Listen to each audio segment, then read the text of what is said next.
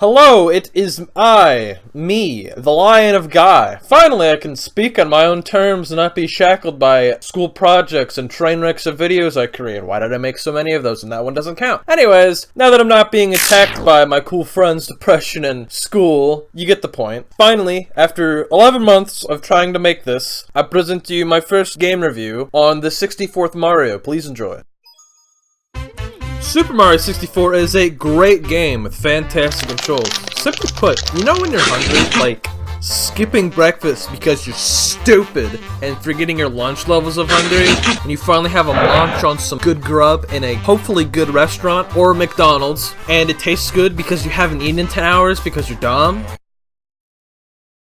Well, that's what this game is, pretty much. Aside from that, the game's good, but it's not like mind-blowing to play. It's as bare bones as a Mario game gets. Simply put, it has generic levels like grass, ice, water, spook house, and lava place. The game's main strength is in its mostly smooth movement. Every jump Mario can do is so satisfying to pull off. The game is simple. Get stars, that's it. And once you have 70, you can win. Very simple, yet very compelling. And now on to the story. The story of Super Mario 64 is an integral piece to the entire franchise. It pieces together the prequels, the sequels, and the in-between-quels. So, the story of Super Mario 64 goes something like this. Princess Peach sends Mario a letter about wanting to meet him or whatever and hang out.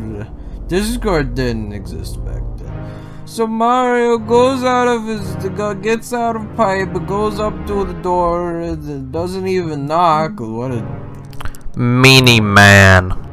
As it gets in, then Bowser screams, "Oh, I kidnapped her. You must collect the 5-pointed scary shaped things that may or may not be called stars. So you, the plumber, go to places to get the star from platforming things. Once you get enough of the 5-pointed scary pointed monster things with eyes, you beat Bowser and your reward was a JPEG of a cake. Looks delicious. Time to eat my TV. Tasty. Now, the gameplay. The gameplay is great. Finding ways to get new stars faster feels awesome. Once you get a feel for how the movement system works, it's great. I'm still learning new tricks to get stars faster. I tried to get Owlus off to show a really good trick, but I just couldn't do it. I tried for 30 minutes. I've done it once before. I don't know how do you do this? Whatever. Anyways, bosses aren't anything that special. Why are you expecting Final Fantasy Sephiroth to appear from the heavens and be like, I am the ultimate dude that you must defeat to get a singular star? Well, you shouldn't have, because I don't think Final Fantasy VII came out before this game. But it's Mario. Bosses aren't even. It's Mario. You just King Bomb him. You just double jump, and then get behind him to throw 3 times. King Womp, you ground pound 3 times. Boo, you just ground pound 3 times to win. Big Bull, you just win. He's really easy. I've never died to him ever. The first 2 times you fight Bowser are pretty easy because it only takes 1 bomb to beat him, and his attacks are pretty pitiful if you just get him, if you just grab onto him fast. The 3rd time is when he summons the power of Gay Pride. And then he takes 3, and then you gotta hit him with 3 bombs that him himself placed around the arena. Bowser, why did you place those there? You're stupid. Oh yeah, and then there's that hand boss thing. What the hell even is that? What is it even called? So I looked up his name, man. Interesting one. It's I-Rock. See, it's a good name because he's an eye on a rock. What's it even called? More importantly, how did Bowser convince the hand lad to keep a star from Mario? Like, does he even? I mean, he has eyes. Did Bowser create him? Did he? Like, what is his origin story? I gotta know. Fill me in on found this, Mario.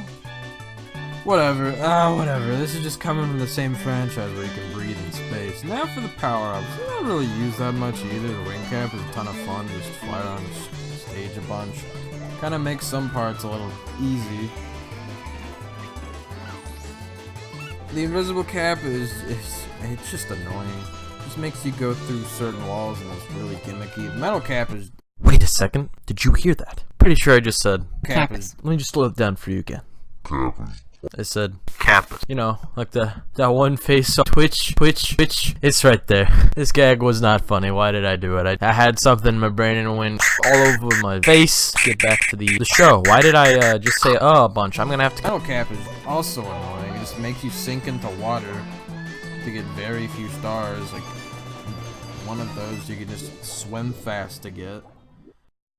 No game is without its flaws, and for Nintendo's first 3D console, there's bound to be some. Like the dreaded camera! I was trying to be nice, but sometimes it just was the worst. Not bad enough to outright not finish the game, but for a few stars? Oh why, please let it be over! I have a waifu and 3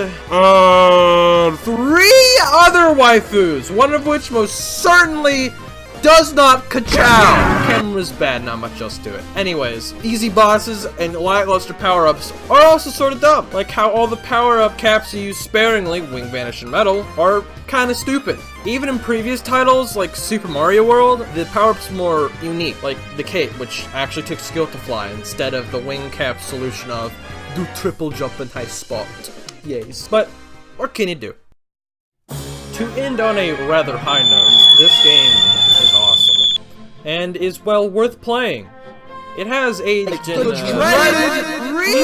areas, but more pros than cons, and if you fall in love with and get heartbroken once you get that sexy JPEG of a cake, you can easily speedrun the game in an hour once you learn the tricks.